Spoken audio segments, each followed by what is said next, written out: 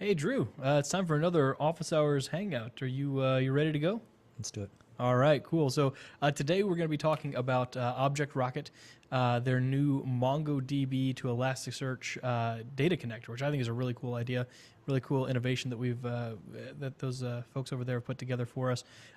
I don't know enough about it. I don't know about you, but I don't know enough about it. So we brought We do in have expertise we have experts that know about this, and we available brought to us. one of them in, and he is sitting right over there, which is actually over in our downtown Austin office. Hey Keith, how you doing? I'm doing great. Thanks, guys, for having me. Yeah, happy to have you. This is Keith Higby. He is our one of the senior software managers at ObjectRocket, and he's been working on building this. He's got a great blog article about getting it all started, and we said, hey, let's go ahead and take this expertise and share it in this format. So we're going to be talking about our data connector and how we can kind of get that set up. So Keith, let's go ahead and just jump in and have you introduce yourself a little bit. Tell us about what you do here at Rackspace and kind of how you got here. Sure. I've been at Rackspace for just about a year. Started last April and joined onto the team here when it was, still the bulk of the original founders, which was a lot of great synergy going on. Let's see, how did I get here? I've been developing since I was about 10 and hacking away, and took a break for 6 years while I was in the Marines. Got out, got right back into hacking, and started off on, when I started professionally, it was with enterprise medical systems, and just kept growing from there. So I had an opportunity to do development, architecture, and now I'm doing running the team, helping define the architecture, and when I still have a chance, getting into the code. Yeah, we understand how that goes, but glad that you're here and working. I'm really excited to see this advance a little bit more.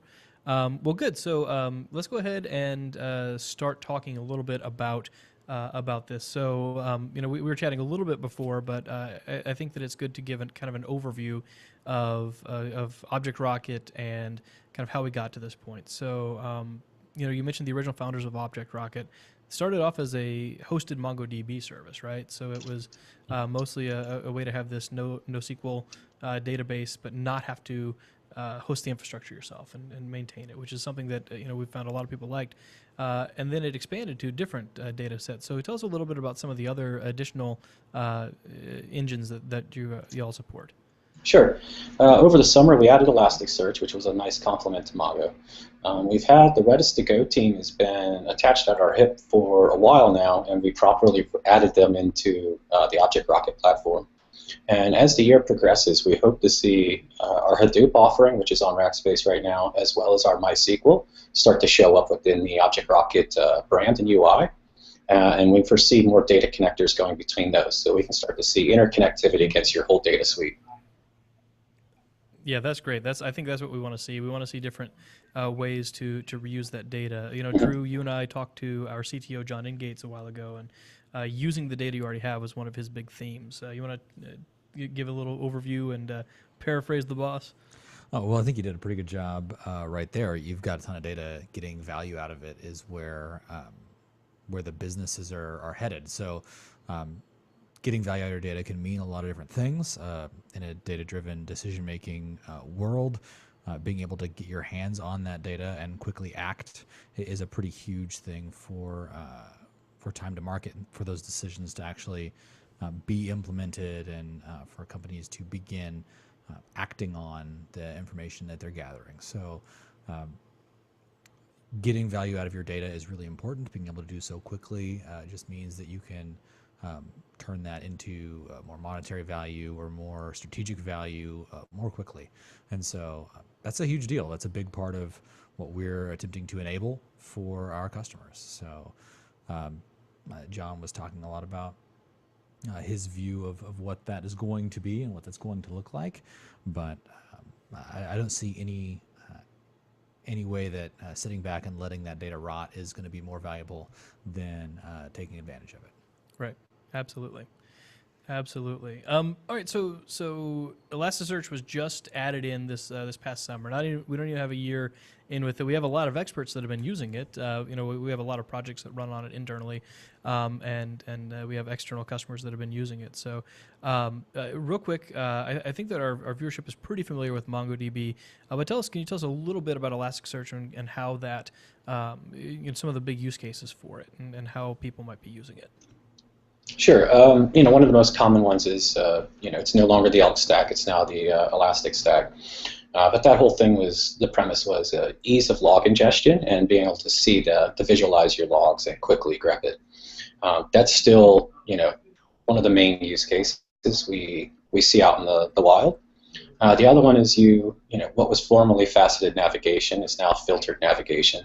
If you're running an e-commerce or a large content site, it allows you to quickly slice through the data and retrieve the result sets back much more quickly than you would off of any of the other data stores. And that's where John Engate's whole vision of using data multiple times that you've already got at rest. This plays into that hand. SQL Server, Mongo, all the other data stores, they're great for persistence, they're great for ACID, but they're not always really great for flexible searching. And fuzzy searching. Fuzzy kills just about every other database out there. We see all the use cases still, but yeah, logging and search primarily. Yeah, that's great. Search is one of the primary ways that we're using it internally as we kind of reference some of our existing documentation and find ways to, hey, I call it this, but what do you call it? So we can kind of find ways to match those up and find them. So, okay, so let's talk about the data connector itself, right? So we've been talking about our customers that have, they do have some type of Elasticsearch capability. They have some type of a Mongo capability. Before we built the data connector, what was the process for cross-referencing those data sets? Sure. You would go the traditional ETL route. You would start to extract it, do the transforms you need to do the load.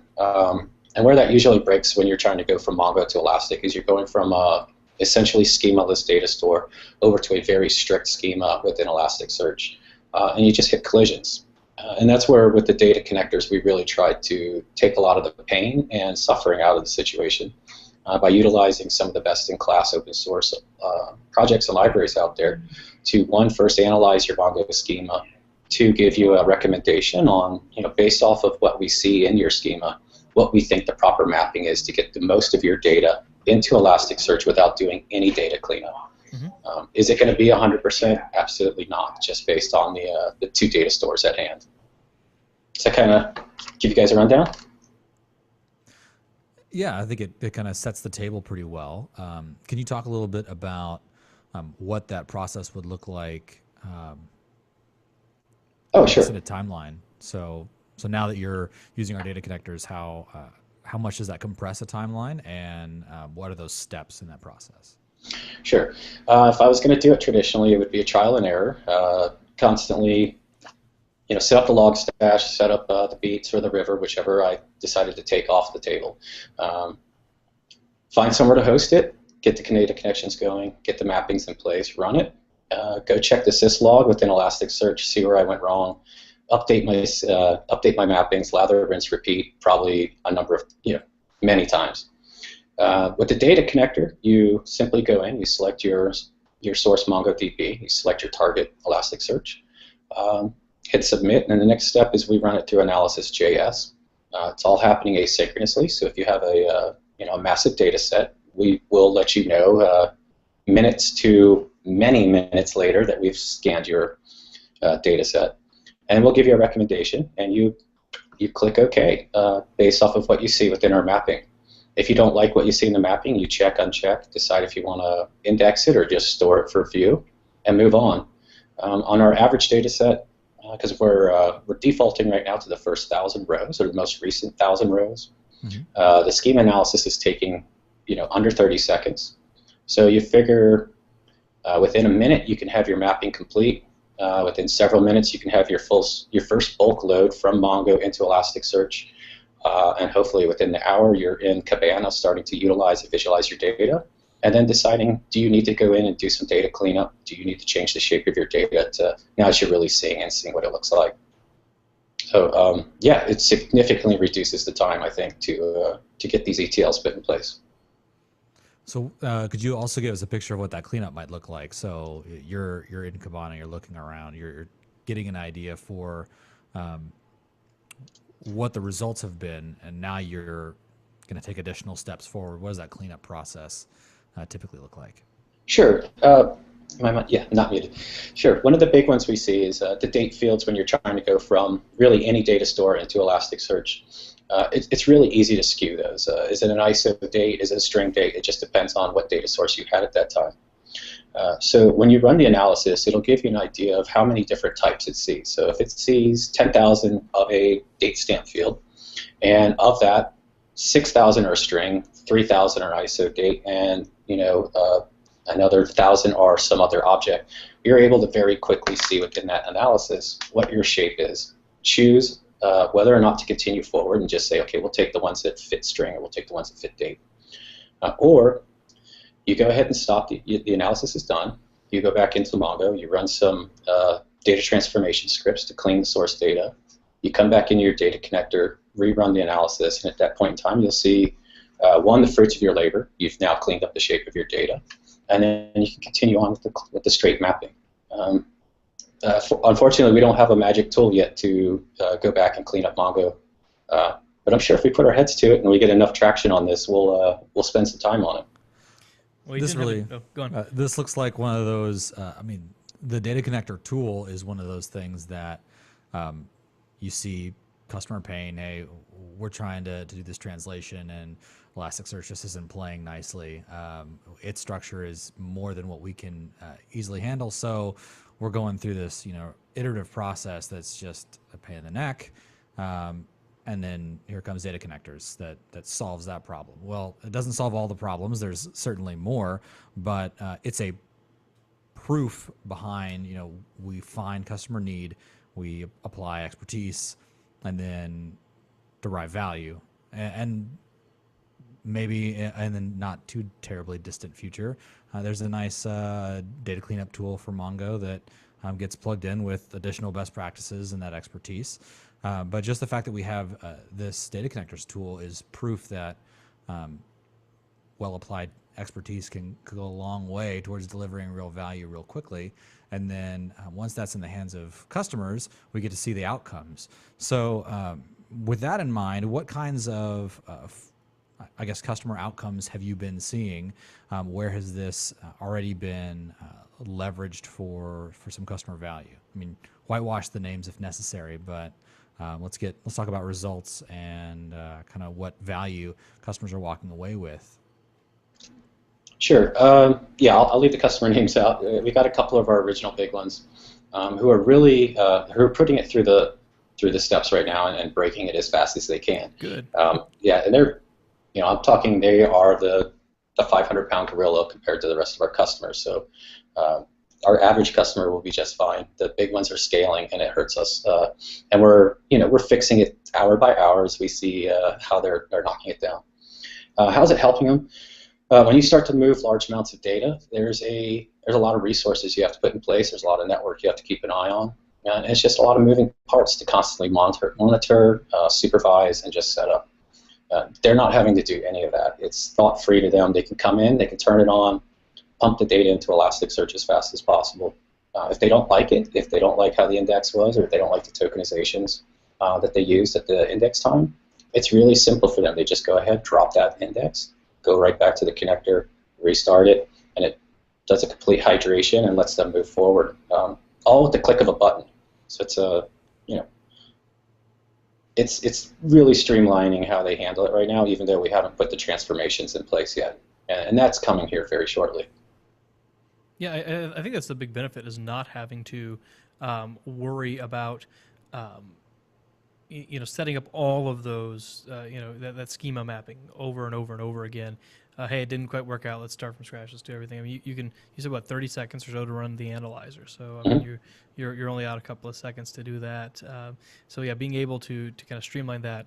Time to market's another thing that we've been talking about quite a lot on this show this year, and just shaving off a couple of minutes, a couple of probably even a couple of days actually in some of these larger transformations. I mean, being able to shave off that time allows you to get on with your business. Why were you wanting to incorporate Elasticsearch anyway, right? I mean, let's get on to that point and get our customers to that point so they can be successful with their plans. Well, ease of use can be a barrier to entry. I mean, there's a lot of data that you don't know is there until you start digging. And if you know the amount of work that has to be done before you can start digging is prodigious enough, we'll get to it later. But when you can sit right down very quickly and have access to all that data and just start picking through it and seeing what turns up, it's a much more compelling offer to say, yeah, let's just throw that into Elasticsearch and let's get going, instead of, yeah, that's a project for another quarter. We'll get to that when we have time. Lower priority. Once you drop that barrier to entry low enough, it becomes compelling and valuable to go and see what's in that data now instead of put that off. And who knows what benefits can come from a little bit of research and the time to market, like we're mentioning.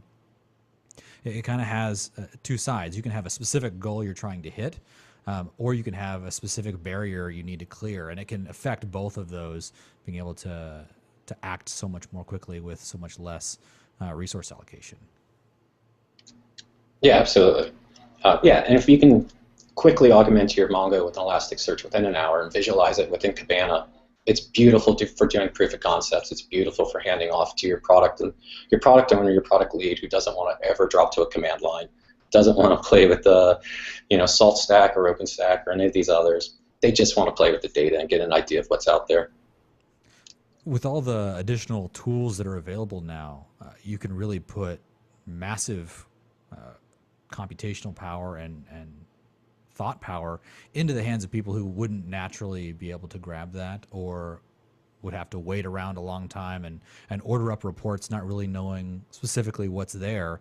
If you're able to give them, here are all the fields that you could potentially search against, or here's all of the data that we have, look and see if something sparks your interest, that can really spark some curiosity that wouldn't have otherwise been there. And that can really turn into major business gains, because something that we didn't know was possible is now suddenly possible when the opportunities and the potential was set down in front of, like you mentioned, a project person, a product person, somebody in marketing, or somebody CIO somewhere. Oh, really? That's our operational situation?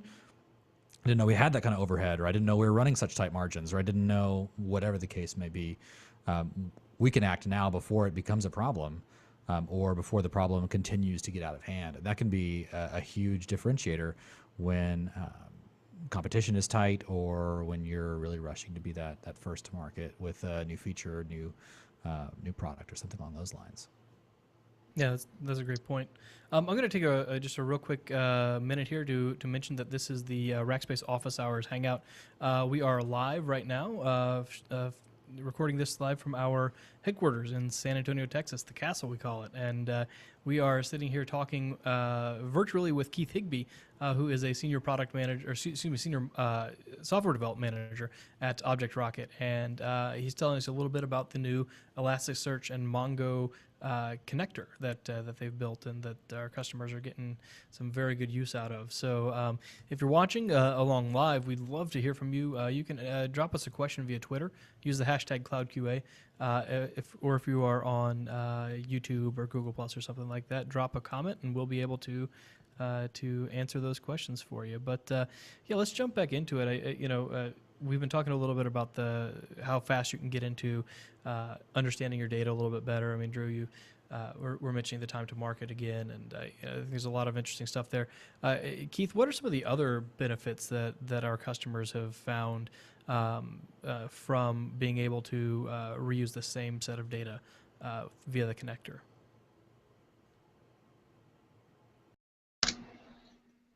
Yeah, so far it's been just a lot of data exploration. Like you guys were hinting to earlier, taking a look at the facts and dimensions in a way you haven't seen before, and with an agility that we haven't previously seen. if you think about how your business analysts would cut through the data, they would traditionally grab an OLAP cube. How long does it take to put an OLAP data cube together? I've never seen one or a data warehouse get together anything less than 6 months. So to go from 6 months and have usable cross-slicing within an hour, it just slays the previous paradigm that was there. You don't have to have tons of procurement. You don't have to get the hardware put in place. You go flip a switch, you stand up an Elasticsearch, put the data in, you start cutting. And that's what we've seen so far. It's only been out for a week and a half now.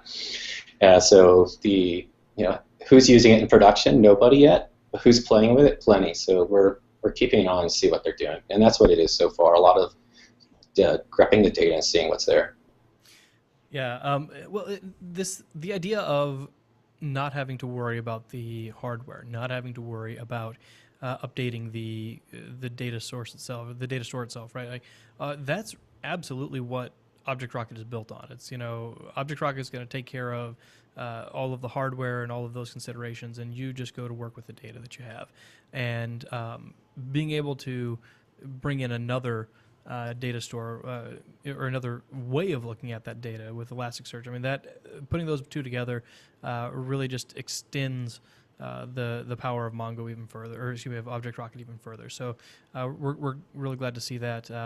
Can't wait to see people get into production. I know it's still early access. Can we even ask about a timeline yet for people going full force into production on this? I'm hoping sometime next month. So if it's not March, definitely by April. And this is it's a lean offering right now, and we've got a lot on the backlog to really start to buff it out, make it a long-term, fully on committed feature to our product. And Mongo to Elastic is just the first of the connectors we have on deck. So yeah, by April we hopefully should be in production, and people should be able to lean on it heavily. And what would it look like for somebody who wants to start kicking the tires in the early access? How does someone get started with that? Sure. Just jump out onto ObjectRocket. Make sure you've got stand up MongoDB, stand up an Elasticsearch, and go to the connectors tab and follow the very simple instructions and just walk through it. It's pretty straightforward. Yeah, well, I'm looking at your blog post here. Tyler, can you share the blog post on the screen? It's really simple. You walk people right through it, and this is just a great example of how to get started with it. I mean, it's just a very simple matter of dropping in a couple of data points on the form there, and then all of a sudden you get that result spit back, and it says let's do this mapping, and you can choose whether or not to go with it. I mean, it's that easy. So that looks really nice. Yeah, it's super easy to follow. So I really like that option there. Let's talk a little bit about the Kibana aspect of it. So that will actually allow you to create some visualizations around it, if I understand correctly.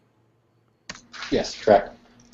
That's really where Elasticsearch in my mind comes to the forefront. Mm-hmm. It gives you that pluggable ecosystem there. So if you want to start to extend it and put your own visualization widgets into it, you totally can. So you can get your D3 and your JS gurus in there to customize it just the way you want, or you can use it right out of the box, and it's incredibly powerful. Honestly, I've been playing with Kibana now for I guess about 3 years since it was Kibana 1, and like every time it just keeps getting a little better and a little better. And there's really, if you understand the shape of your data after you've taken some time to look at it and search it and get a feel for it, there's really nothing there that you can't start to slice and dice and either put into a chart or into a graphic that'll really pop and allow your business users or even just the product users to have an idea of what's there. And it's beautiful. It's pretty nice. I can't say enough good about Kibana. We have a few dashboards around the office that run off of it, and they make great visualizations, and they convey what they need to, and they're obviously pretty easy to set up. data that's not clearly communicated doesn't really do much for anybody. And so to be able to clearly represent what you're trying to represent can go a long way towards convincing the right people, towards inciting the right action, and moving forward on a project. And so to be able to clearly represent something that would have otherwise been difficult to articulate or clarify can be a huge deal for the business types. And without clarity, how you move forward with anything. So definitely a solid tool. I was in the middle of another thought when I started talking, and I lost it completely. But we'll come back to it. We'll find it again. You mentioned a couple of times the ability to switch, or if you understand the shape of your data. Do you ever see this going in that opposite direction, where you might not understand all of the facets that your data can actually incorporate? Have you seen, or do you think that it's out there to say, hey, now that I have this other method of analyzing my data, slicing up my data, and now literally viewing it with Kibana, do you see people having a better understanding of their data and being able to use, transform it into different ways?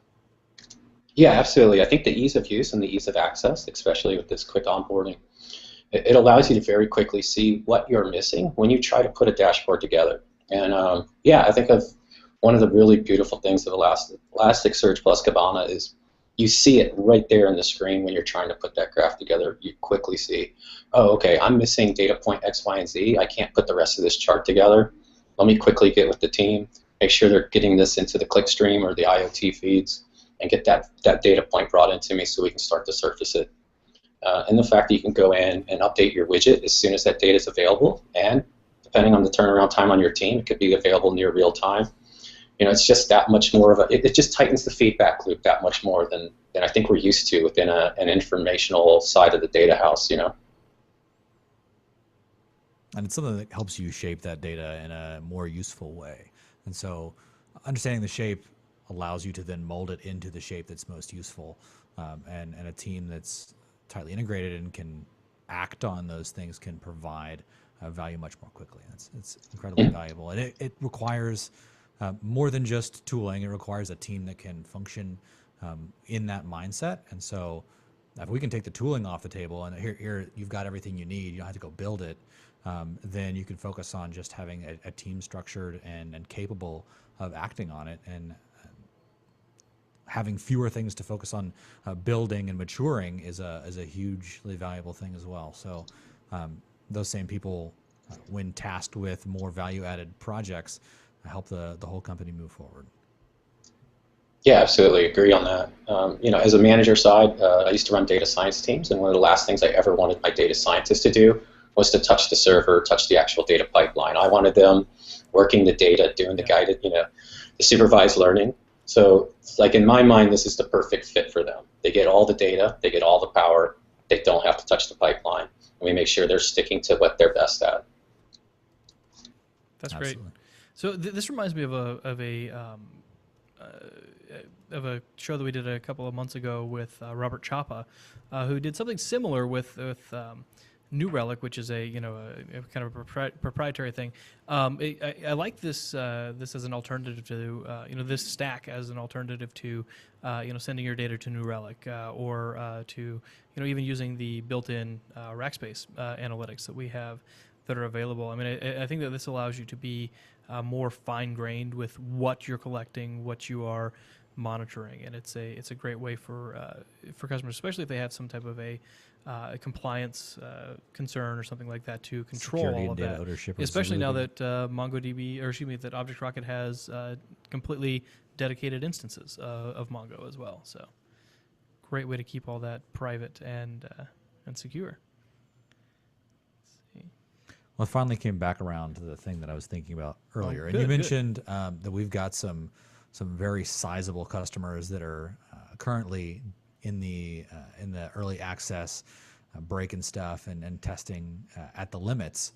And I think a lot of times customers forget how valuable it is to be working with a partner who has a breadth and depth of customers that are doing such varied workloads on the same set of tools, because that's going to help us really flesh something out. And so the reason that we don't have this as widely available right now is the value that we're deriving from people throwing their weight around, breaking stuff, testing things, pushing the edges of envelopes, so that we can offer a more matured, more tested, more battle-hardened offer to the market. And when you're building something on your own, if you're making a tool set for a specific use case within your organization, you don't have the benefit of all of the other people who are trying to do similar things, and what they stumble upon, the problems and the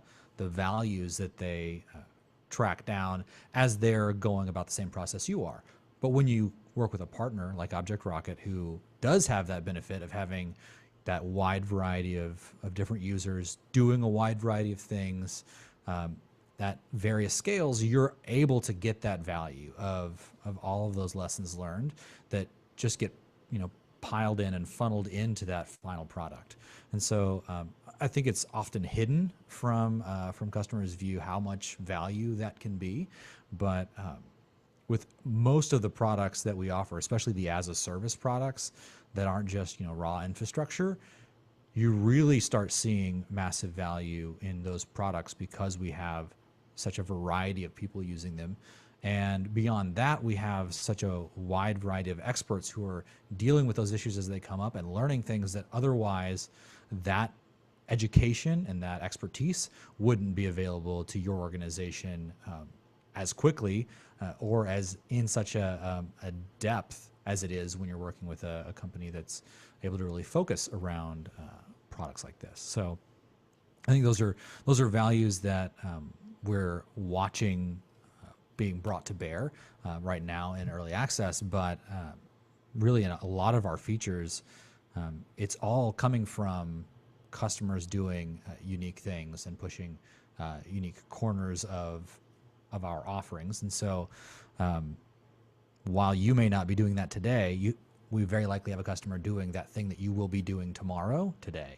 And so we're learning that lesson now, making those changes, streamlining our approach, and that's going to be a benefit to your business. And you may push a corner of the envelope that hasn't been pushed yet, and we'll learn from that and be able to apply it to all of our other customers. But you're not always pushing every new corner of the envelope. Someone else is going to take that on, and we're going to learn from it and apply that in.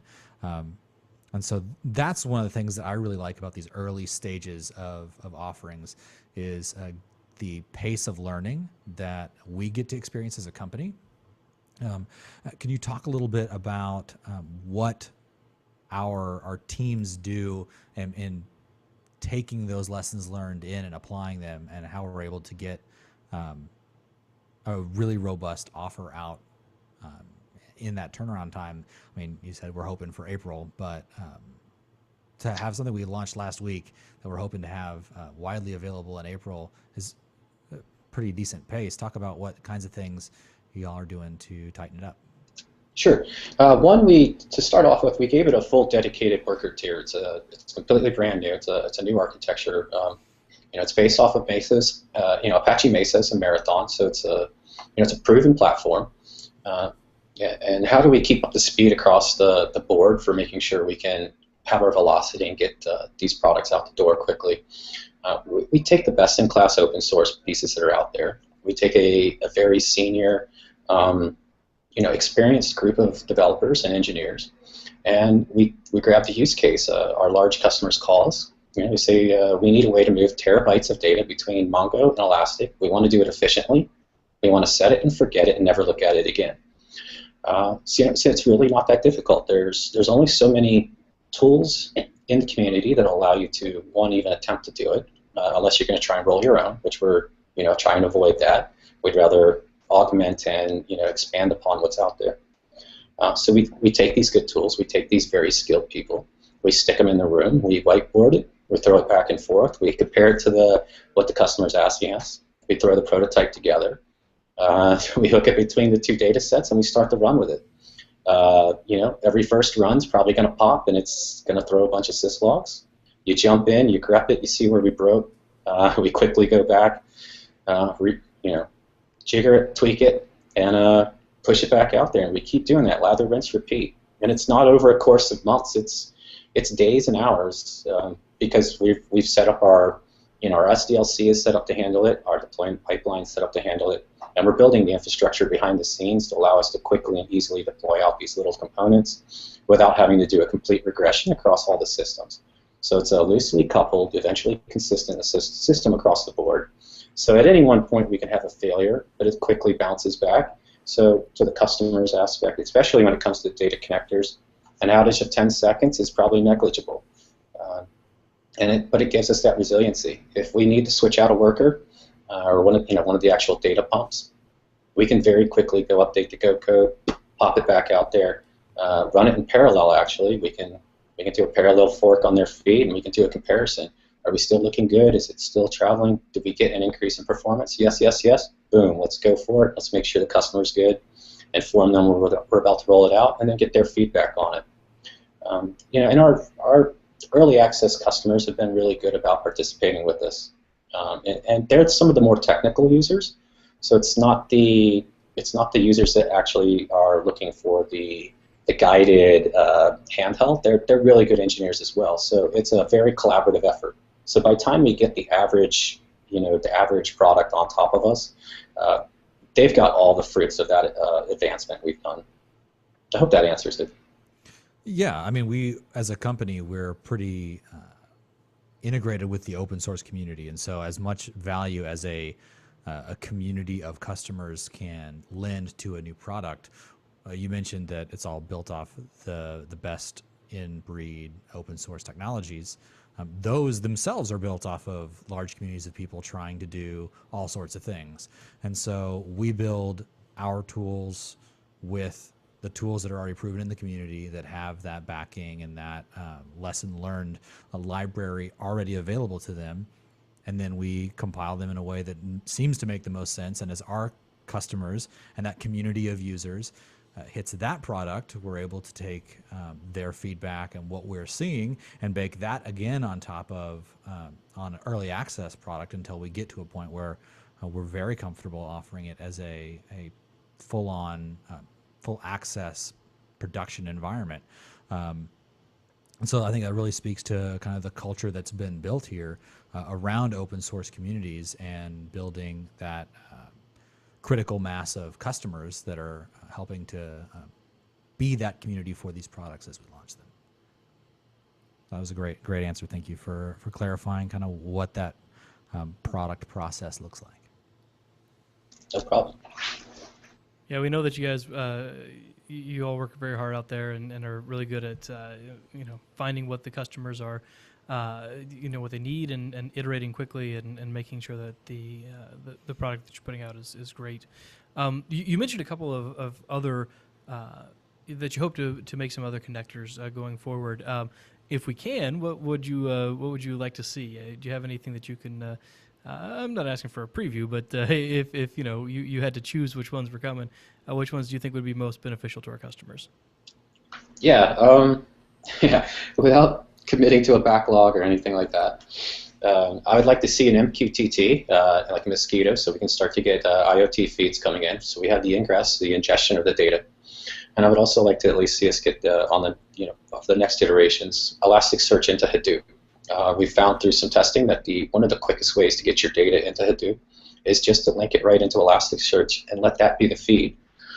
So I envision seeing our clickstream data and our IoT data going either directly into Mongo, then to Elastic, or directly into Elastic, and then using it then to jump off into Hadoop. Elastic would give you that near real time. Here's the heartbeat of my product, right. And Hadoop gives you the long-term batching process. So in my dream of dreams, that's where we would go within the next few months to be determined. Well, that's great because that's it encompasses so much more than right now you do like that heartbeat that you said right now. But I mean, you can with Hadoop, you can look at historical trends. You can look at so much. It is that big data set that you can look at all the different components to it. So being able to look at that entire life cycle is going to be nice. I also heard you mention Internet of Things, and or is that you said IoT, correct? I want to make sure that it's going to be interesting. I think getting the physical world into the digital data world as well. Do we see a lot of our customers starting to bring on information from the physical world? Not yet, but we have a number of large-scale customers who are clickstream centric, which is essentially the same data flow, or at least the same shape. Maybe a little more verbose when it's coming off of a site and you're getting some of the demographics info, but it's all along the same lines. So hopefully we start to see the IoT, and that's one of the things I'd definitely like to link up with our guys in the Intel office and see what we can do over there. Yeah, absolutely. Drew, looked like you had a question.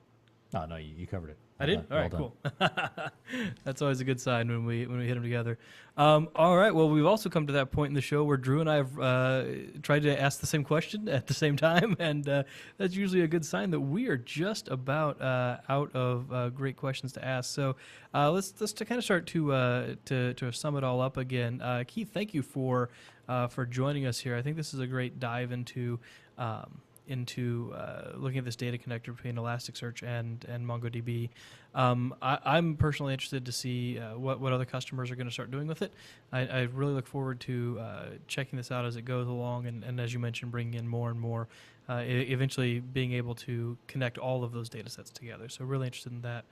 Keith, do we miss anything? Do we miss anything that we really would like to chat about here today before we go? I just had two quick ones. One, we're trying to capture the Parse market now that Parse is closing down. We're trying to get them on the platform, and connectors actually plays into this nicely. If you're using the open source API that's available on GitHub, you don't have the dashboarding anymore. And so if there's a Parse customer over there that's wanting to migrate onto us, definitely reach out to us, because I'd like to use you as an early access or a beta customer to see. Can you use the data connector into Kibana to make a replacement for your Parse dashboard that you're now going to be missing? And then secondly, we're hiring. So if this sounds like a fun project, if you want to move quickly and play with some of the latest tools and go against a wide variety of real-world use cases, great company, and I can't think of a better place that you can have more fun, more advantage, and grow and learn more than you could here. So please, please, please reach out to any of the Rackspace teams and come on board. Yeah, absolutely. We'll put up a couple of links to those. I have recommended several people to join up here at Rackspace and ObjectRocket, your guys' office in Austin, downtown Austin, in the Frost Building. The view's not bad. It's nice. It's a really nice view. It's kind of makes us in the basement of this mall kind of a little bit jealous, but we don't have to sit in the basement. We don't have to sit in the basement. That's true. We can go up and sit on the balcony out there. But no, it's a great place to work, and I completely echo that. So if you really enjoyed the couple of minutes where Keith was talking about the actual technical way that we've implemented this, then give him a call. Hit him up on Twitter. His handle's right there. Hit him up at ObjectRocket. Check us out, and we'll get you. Get you in the right direction. So that's great. And then you mentioned Parse. Yeah, that's another thing that I noticed, as well as that kind of left a lot of people trying to figure out what they were going to do with their data sets and how are they going to continue to run their data. So being able to jump into Parse, or from Parse directly into different sets is great. Having that connector available. So yeah, if you're out there and you're trying to figure out what to do with Parse, here's a great idea. Go talk to ObjectRocket as well. So, and if you're that unicorn that is looking for a job and a replacement for Parse, well, boy, do we have we got a deal for you. We want to talk to you. So, all right. Well, hey, on that note, we'll go ahead and start to wrap it up again. So thank you again, Keith. Really appreciate it. We do this show every week. This is our 135th episode, I want to say. Tyler's nodding. 135 episodes. So we do this every week. We're going to do it again next week. And that's every week. Yeah, it is. That is. We're actually going to be talking to one of our security partners, Duo Security, that does multi-factor authentication, and they've actually implemented some stuff for us, for our customers, and for to interface with Rackspace, and then they've also worked with a lot of our customers to continually secure their environments. So that'll be a really interesting show. I think there's a lot of people that can learn a lot about. I think two-factor is one of those things where you can just, the moment you turn it on, you have a massive security Huge upgrade. Yeah, huge upgrade. So definitely something to check out. Make So, good decisions on the web. Yes. Your homework is to go set up multi-factor auth anywhere you can. Yes, absolutely. Absolutely. All right, so we'll see you all next week. Thanks again, Keith. Thanks, everybody, for watching, and take it easy. Bye-bye.